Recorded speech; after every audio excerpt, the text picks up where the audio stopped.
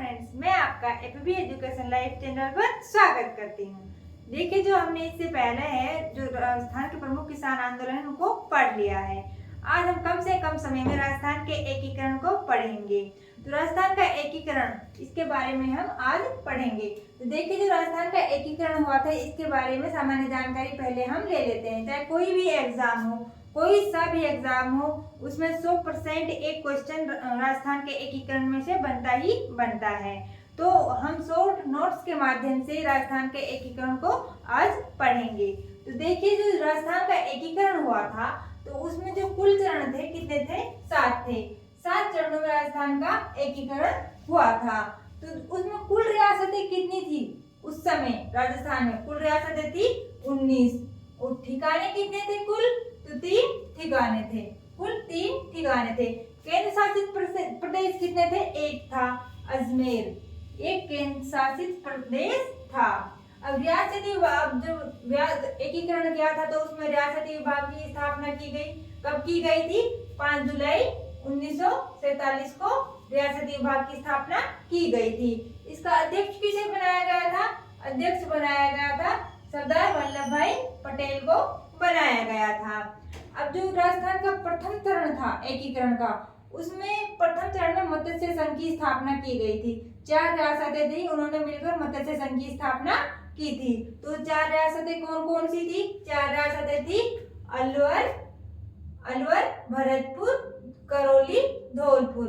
अगर हमें याद नहीं रहता है कि भाई जो प्रथम चरण था मत्स्य संघ, उसमें कौन कौन सी रियासतें थी, तो उसमें हम इसको इस तरह से भी याद रख सकते हैं, A, B, C, D।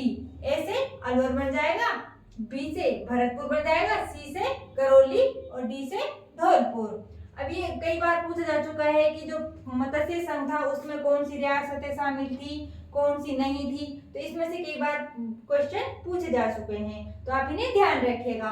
अब उस समय एक ठिकाना था जो वो भी मत्स्य संघ में शामिल हुआ था। कौन सा ठिकाना था? नीमराना ठिकाना था। अब इसके राज प्रमुख कौन थे मत्स्य संघ के?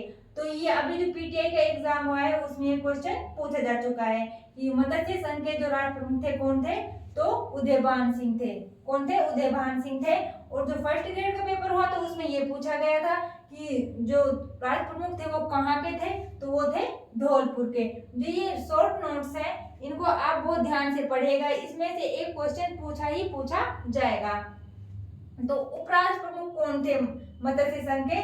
जो इसमें उपराष्ट्र प्रमुख 2 बनाए गए थे, एक तो वरिष्ठ और एक कनिष्ठ। तो वरिष्ठ कहाँ का था? करौली का था। करौली का था कौन था? गणेशपाल वासुदेव। गणेशपाल वासुदेव वरिष्ठ थे। और कनिष्ठ उपराष्ट्र प्रमुख कौन थे? ये अलवर के थे।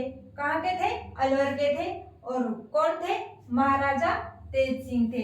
अलवर के महाराजा तेज सिंह कनिष्ठ उपराष्ट्र प्रमुख थे। अब राजधानी कौन सी थी?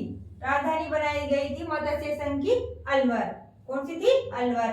अब प्रधानमंत्री, कई बार एग्जाम में पूछा जा चुका है कि मत्स्य संघ के प्रधानमंत्री कौन थे? तो मत्स्य संघ के प्रधानमंत्री कौन थे? बाबू शोभाराम कुमावत। अब बाबू शोभाराम, प्रधान राजधानी अलवर है तो प्रधानमंत्री भी कहाँ के बनाए गए थे? अलवर के बनाए गए थे। हम इसे याद रख सकते हैं।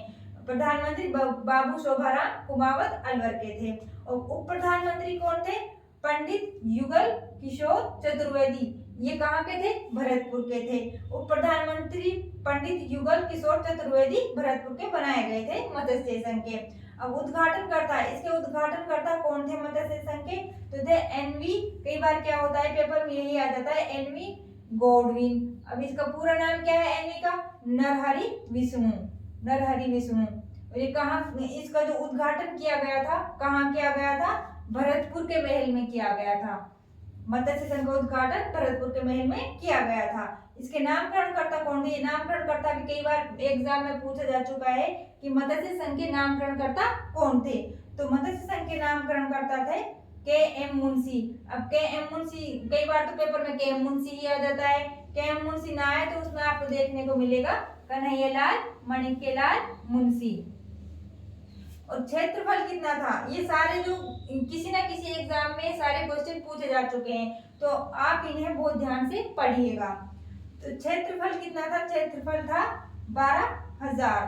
कितना था 12,000 वर्ग किलोमीटर। अब वार्षिक आय भी पूछी जा चुकी है एग्जाम में। वार्षिक आय कितनी थी 184 लाख वार्षिक आय थी मत्स्य संघ की। अब ये जो फर्स्ट चरण है ये कंप्लीट हो जाता है, इसमें से एक ना एक क्वेश्चन पुटअप हो ही जाता है, तो आप इसे ध्यान से पढ़िएगा। अब दूसरा चरण में जो राजस्थान के एकीकरण में दूसरे चरण की स्थापना कब की गई थी 25 मार्च 1948 को की गई थी, और इसका नाम क्या रखा गया था राजस्थान संघ। तो राजस्थान, ये कई बार आता है कि राजस्थान संघ की स्थापना कब हुई थी, तो हुई थी 25 मार्च 1948 को राजस्थान संघ की स्थापना हुई थी। इसमें रियासतें कितनी थी, अब जो ये मत्स्य संघ था इसमें थी 4 रियासतें, और जो दूसरा चरण है राजस्थान संघ इसमें कितनी रियासतें थी 9 रियासतें थी। अब 9 रियासतों को देख हम इस ट्रिक से भी याद रख सकते हैं कि बा बू की झाड़ू को प्रेशाटो। अब इससे बा से बनेगा बांसवाड़ा, बू से बनेगा बूंदी, की से बनेगा किशनगढ़, झा से बनेगा झालावाड़, डू से बनेगा डूंगरपुर, प्रे से बनेगा को से बनेगा कोटा, और प्रे से बनेगा प्रतापगढ़, और सा से बनेगा शाहपुरा, टो से बनेगा टोंक। इस तरह से हम इन 9 रियासतों को याद रख सकते हैं कि बाबू की झाड़ू को प्रशाटो। अब इसमें दूसरा चरण था तो राजस्थान संघ, इसमें एक ठिकाना शामिल हुआ था। कौन सा ठिकाना था कुशलगढ़। अब ये वर्तमान में कहाँ पर है बांसवाड़ा में है। एक ठिकाना शामिल हुआ था कुशलगढ़ बांसवाड़ा। और राज प्रमुख कौन थे, अब ये भी क्वेश्चन पूछा जा चुका है कि राजस्थान संघ के राज प्रमुख कौन थे। तो राजस्थान संघ के राज प्रमुख थे महाराव भीम सिंह। कौन थे महाराव भीम सिंह राज प्रमुख थे। कहाँ के थे ये कोटा के थे। तो ये दोनों ही याद रखना जरूरी है कि महाराज प्रमुख कहाँ के थे कोटा के थे। और कौन थे महाराव भीम सिंह थे। अब इसमें उपराज प्रमुख भी 2 बनाए गए थे। इसमें एक वरिष्ठ उपराज प्रमुख कौन बनाए गए थे बहादुर सिंह। बहादुर सिंह कहाँ के थे बूंदी के थे। वैसे बहादुर सिंह और बासा बूंदी, इसे आप ऐसे याद रख सकते हैं। और जो कनिष्ठ उपराज प्रमुख थे लक्ष्मण सिंह। लक्ष्मण सिंह कहाँ के थे डूंगरपुर के थे। कहाँ के थे डूंगरपुर के थे।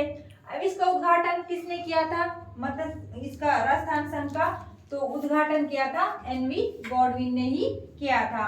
अब राजधानी किसको बनाया गया था राजस्थान संघ की, तो राजस्थान संघ की राजधानी थी कोटा। और प्रधानमंत्री कौन थे गोकुललाल आसावा। ये बार बार किसी न किसी एग्जाम में इनमें से कोई ना कोई क्वेश्चन पूछा ही गया है, तो आप इन्हें ध्यान से पढ़िएगा। प्रधानमंत्री कौन थे गोकुललाल आसावा था।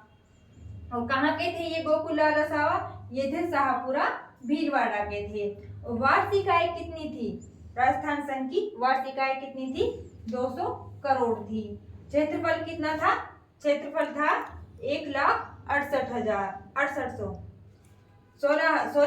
16,800 किलोमीटर स्क्वायर इसका क्षेत्रफल था।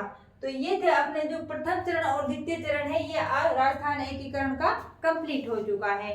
तो जो नेक्स्ट वीडियो आएगी उसमें हम राजस्थान एकीकरण के जो आगे के जो चरण हैं उनको पढ़ेंगे। हम कम से कम समय में अपने शॉर्ट नोट्स के माध्यम से ज़्यादा पढ़ने की कोशिश करेंगे।